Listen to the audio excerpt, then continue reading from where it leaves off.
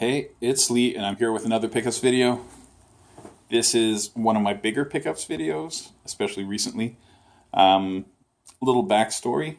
I won an award at work.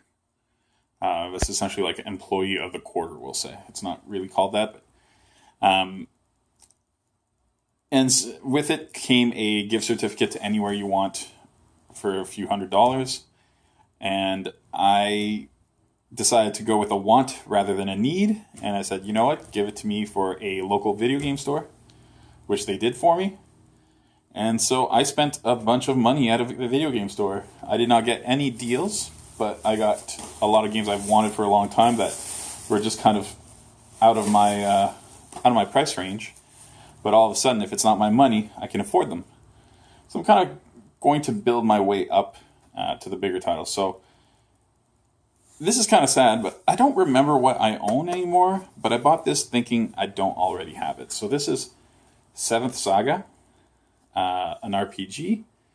It's made by Enix. I don't know all that much about it. It's on the Super Nintendo. I know it's been on my list for a long time, but I honestly have not reviewed my list in a long time, and I kind of forget about this game. But I know it's on my list. Figured I'd get it. And if I already have it, RPGs are easy to resell, so that's fine. Another game that has been on my list for a long time, but I never purchased on the Super Nintendo is Secret of Mana. I always get this game confused with other games, but I'm 99% sure I don't already own it. Secret of Mana is fairly expensive, but it's actually gone down in price recently. A lot of Super Nintendo games have gone down slightly. Probably the most significant one I've seen is Turtles in Time, which seems to be going for like $70-$75 lately, and for a while Canadian. And for a while, it was going for about 100 Canadian, so that's kind of interesting. And the last game, and the biggest game I got, is Bucky O'Hare on the NES. And a little backstory on this. I picked up this game when it was $30, and I said, no, I can't do it. I picked up a different game. And I picked it up when it was $35, and I was like, no, I can't do this. And then it jumped to $50, and I went, oh man, I missed out on this. But I said, I'm never picking it up for $50. I don't think it's worth that much. And then when I was finally ready to pick it up for $50, it was up to $75.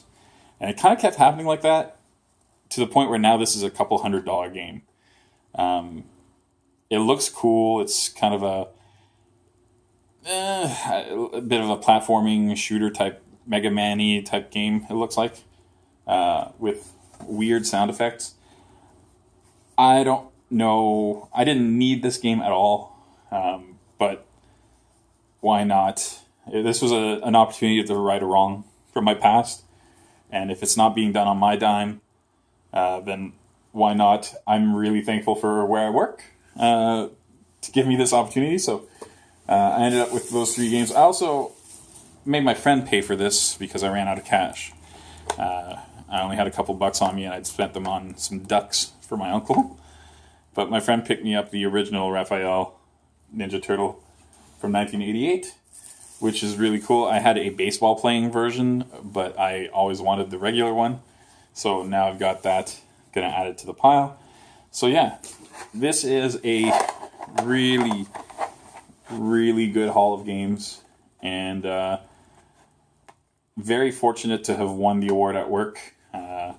Granted, it has been a lot of work, so I'm not going to say I don't deserve it to a certain degree, but it's still a real advantage. A lot of people do their jobs every day and don't get this kind of stuff. So for me to get this, really sweet. Yeah, huge pickups. I will probably not go that big for a little while. I'm going to try to be a little bit more budget conscious. But the good news here is that yard sales are pretty much starting up in 2 weeks. So I will be focusing on that. But yeah, 3 games and a Ninja Turtle, so can't complain. Thanks for watching. Have a good one.